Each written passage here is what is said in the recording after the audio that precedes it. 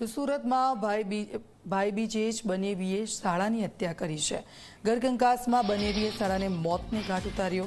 માથામાં બોથડ પદાર્થ મારી હત્યા નિપજાવી। બનેવી લાલાએ શાળા સુરેશ રાઠોડની હત્યા કરી છે। પોલીસે ફરાર બનેવીની શોધખોળ શરૂ કરી। હમણાં સવારમાં સિવિલ હોસ્પિટલથી આપણને એમએલસી તરીકે એક વર્દી આવેલી કે એક જણ મરણ ગયું છે, જેને માથામાં તીક્ષ્ણ હથિયાર વડે મારવામાં આવ્યો છે અજાણ્યા ઈસમ દ્વારા। તો અત્યારે એ બોડીની અમે જાંચ કરવા માટે આવેલા છીએ અને પ્રાથમિક તપાસ અત્યારે ચાલુ છે। માહિતીમાં અત્યારે પૂછપરછમાં એટલું જાણવા મળ્યું છે કે શાળા બનેવીનો ઝઘડો હતો અને ફેમિલી ડિસ્પ્યુટ ચાલતો હતો અને એ ફેમિલી ડિસ્પ્યુટમાં જે શાળાએ બનેવીએ શાળાને મારેલું છે, તેથી જ પ્રાથમિક જાણકારી મળેલી છે। ડક્કા ઉવારાનો વિસ્તાર છે, જ્યાં શનિવારી બજાર ભરાતી હોય છે, ત્યાં ઝૂંપડપટ્ટીમાં આ લોકો રહેતા હોય છે, ત્યાંનો જ બનાવ છે।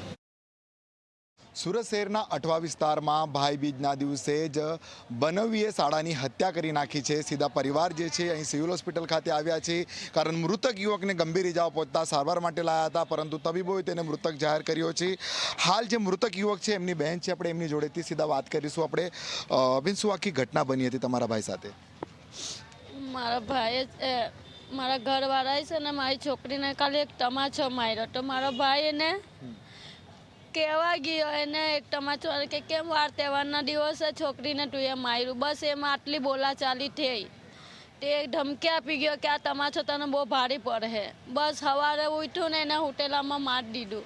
કઈ રીતના આખો હુમલો કર્યો, કેટલી ઈજાઓ પહોંચી હતી એટલે મને નહીં ખબર। હુમલો કઈ રીતે કર્યો, શેના વડે માર્યું? પેલું ટીકમથી માથામાં ટીકમ મારી દીધી માથામાં। મેં તો નહીં હતી, મેં તો બહાર કપડાં ધોતી હતી। બધા હુટેલા હતા, મારી છોકરી છોકરા બધા હુટેલા હતા। અમે બધા ભાઈના ઘરે હુટેલા હતા, એ હુવા બી નહીં દેતો હતો અમને કાલે।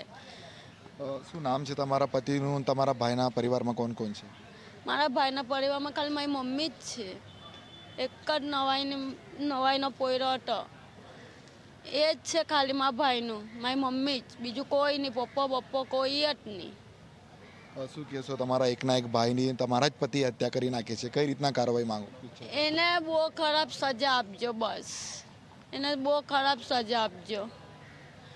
બિલકુલથી આ પરિવાર હતો જે શોકમાં મગ્ન થઈ ગયો છે, કારણ જે રીતના બહેનની માંગ છે કે મારા પતિને કડકમાં કડક સજા થવી જોઈએ। માત્ર જે છે શાળાનો કસૂર એટલો જ હતો કે તેની ભાણીને જે છે તેના જે બનેવી જે છે મારતા હતા, અને શાળાએ કીધું કે બનેવી આ રીતના સન તહેવારના દિવસે ભાણીને ન મરાય, બસ એટલી જ વાતને લઈને જે રીતના જે છે બનેવીએ ટીકમથી હુમલો કર્યો અને શાળાનું મોત થયું છે।